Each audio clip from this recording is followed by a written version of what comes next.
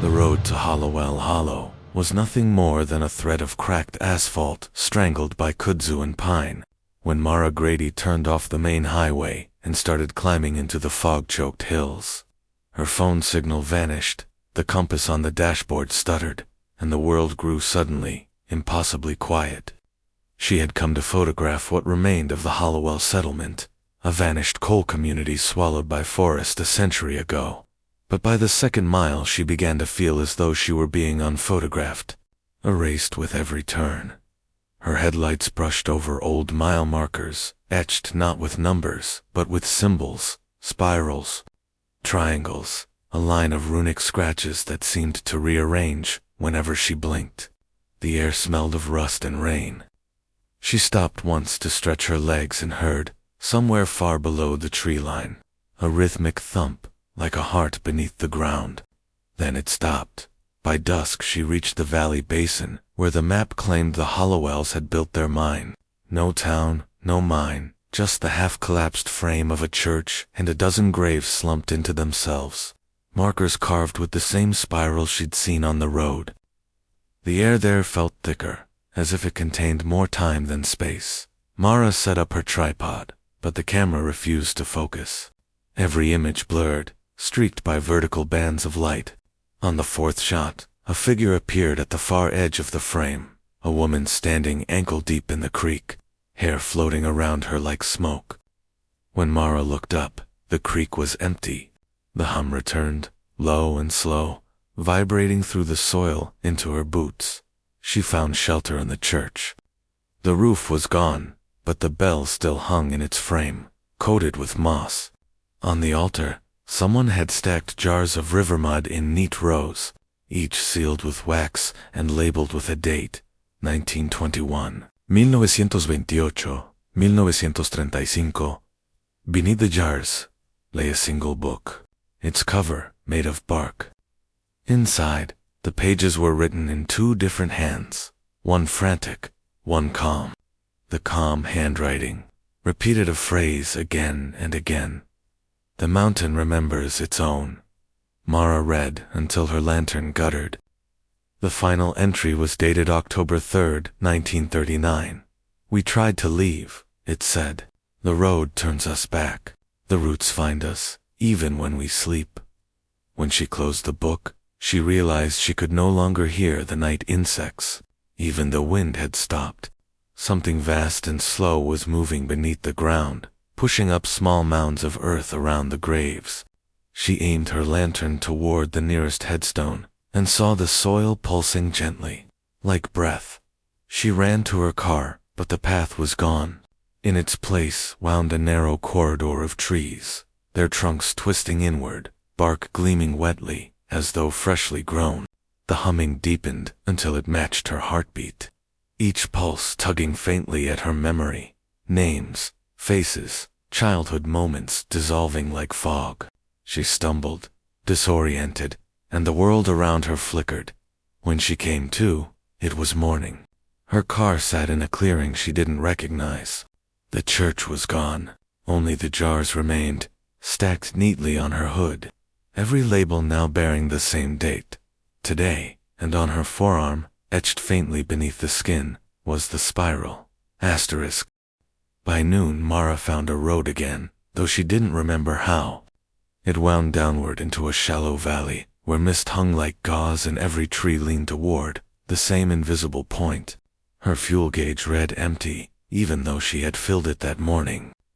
When she stopped to breathe, she realized the humming had grown quiet, but not gone.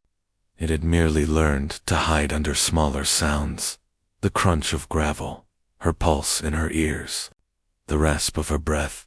A hand-painted sign leaned against a mailbox half swallowed by ivy. Hollowell Farm. The letters were carved into the wood rather than painted, as if meant to last longer than language. The farmhouse itself crouched behind the trees, boards weathered silver, windows clouded with decades of dust. A figure moved on the porch, rocking slowly in a chair that squealed with each sway. When Mara approached, the figure stood a woman, small and thin, hair white as ash, eyes the pale green of lichen. "You shouldn't have stayed the night in the hollow," she said. Her voice was soft, but it carried, like wine down a mine shaft. I didn't mean to stay anywhere, Mara answered. Are you? Edra Hollowell, the woman said before the question finished. Last one they'll admit exists. The rest went back to the mountain. Edra opened the door without inviting her, yet Mara followed as if she had been expected for years. Inside smelled of cedar and old photographs. Dozens of framed portraits lined the walls, men and women with eyes smudged into darkness, faces blurred by age, or perhaps by something else. The humming returned here, faintly melodic, as if the house itself hummed in sleep. They say your people vanished, Mara said. What happened? Idra smiled without warmth. We didn't vanish. We remembered too much. The mountain doesn't like that. She poured tea from a kettle that hissed without fire beneath it. Every family in these hills takes from the land timber, coal, stone. Ours was different. We listened. The mountain has a voice, child. Soft at first, but once you hear it, it keeps you. It asks you to carry pieces of it inside, so it can keep its memories safe. Mara's stomach tightened. Carry them how? Not in the body, Idra said. In the mind, in dreams. It hides its memories behind yours, until you can't tell which are real. That's what it feeds on, forgetting. She led Mara to the back room. The walls there were covered in maps drawn by hand, the same spiral repeating across them, radiating outward like a pulse. That's its heart, Edra whispered. Every 7 decades, the spiral widens, swallows more of the world. You felt it last night. Mara touched the mark on her arm. It flared cold. How do I stop it? You can't stop a mountain, Idra said. You can only remember for it. Mara turned to ask more, but Edra's voice came from behind her, though the woman hadn't moved. The others tried to run, she said. They thought distance mattered. But the mountain isn't in the ground anymore. It's in us. Every time you think of it, it grows. A photograph on the nearest wall caught Mara's eye, her own face among the Hollowells, standing beside Edra, the ink browned with age. She stepped closer. The label beneath it read Mara Hollowell, returned, 1939. Her throat closed. This isn't possible. Idra looked at her gently. It's what the Hollow does. You're remembering forward. Outside, thunder rolled, though the sky was clear. The humming deepened until the tea in their cups rippled. Through the window, Mara saw the forest moving, not the wind, but the trees themselves bending inward, roots heaving the soil like slow breath. The spirals opening again, Idra whispered. It's calling back what it lent. Mara's vision blurred. The maps on the wall began to shift, ink running into new shapes, the spiral widening, swallowing valleys, then towns. She stumbled back toward the door, but it wasn't there. Only more wall, more portraits, and in every one the faces were changing, the eyes turning to hers.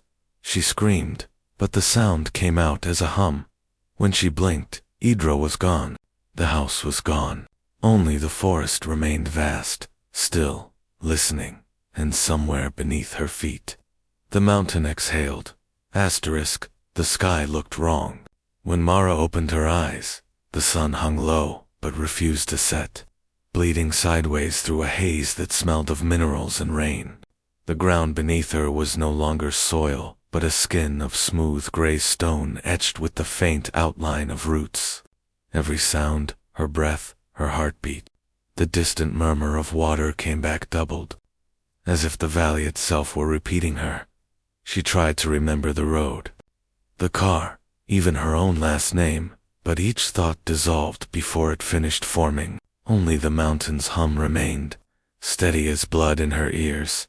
A figure stood a few yards away, first a silhouette, then something almost human, woven of dust and light. It looked like Idra, and yet it didn't. Its edges flickered between ages, young, old, child, elder. You've come home, the voice said. Not Edra's voice, no more like the sound of wind through a cavern. Thousands speaking through one mouth. I'm not from here, Mara managed. The The figure smiled. You were once. Everyone was. We all came from the remembering earth. The ground trembled softly, and images bloomed beneath the translucent stone, brief flashes of people at work. Towns rising, seasons folding in on themselves. Each image vanished into the next, history looping without end. You took our memories, Mara whispered. No, said the voice. You gave them. We keep what would otherwise be lost, births, faces, songs. We hold them so the world can move forward unburdened. But every keeper must forget what they've given. That is the cost. Mara looked at her hands. The spiral mark on her skin had spread across her palm, faintly glowing. And if I refuse? The mountain's voice lowered until it was barely a breath. Then everything you remember will vanish with you. The hollow will close, and the years inside it will never have been. She thought of the photographs in Idra's house, of the names carved into the jars, of the strange compassion in the hum that filled the air. Maybe it wasn't hunger at all, maybe it was preservation. The way roots held soil together even as they consumed it. She knelt and pressed her hand to the stone. The mark pulsed once, and the world around her unfolded, forests regrowing. Rivers clearing, towns remembering their names. She felt herself thinning, her memories scattering into the hum, but it didn't hurt. It felt like exhaling after years underwater. When she opened her eyes again, she stood on a paved overlook off the new state highway. Tourists were taking pictures of the valley below, which looked perfectly ordinary. A bronze plaque near the railing read, Hollowell Hollow, former mining settlement. 1890-1939. Site of unexplained geological phenomena. No structures remain. Asterisk. Mara reached for her camera. It was new, sleek, modern. Her reflection in the lens was older than she remembered. When she took a photo of the valley, the image came out clear except for one faint blur at the center, shaped like a spiral of mist rising from the trees. That night, in her motel room, she listened to the wind through the vent. A low hum answered, gentle, familiar. She smiled without knowing why, and whispered, I remember. Far below the mountains, the hum deepened once, content, and the valley slept. Asterisk, if you hear the wind move strangely through the hollows. It's not the wind. They say the Hollowells were cursed, but maybe they weren't the victims at all. Maybe they were the keepers. Chosen to remember what the mountain couldn't let die. Every ridge out here has its own hum if you listen long enough. Its own quiet vault of memories whispering beneath the soil. So tell me, if the earth asked for a piece of your memory to keep the rest of the world alive, would you give it? Or would you let everything vanish, even the ones you loved? And if you've ever been deep enough in the mountains to feel the ground breathe under your feet, you might already have. Subscribe before the next story surfaces, because the Appalachians are full of hollows that never stopped listening. And some nights, they whisper back, asterisk.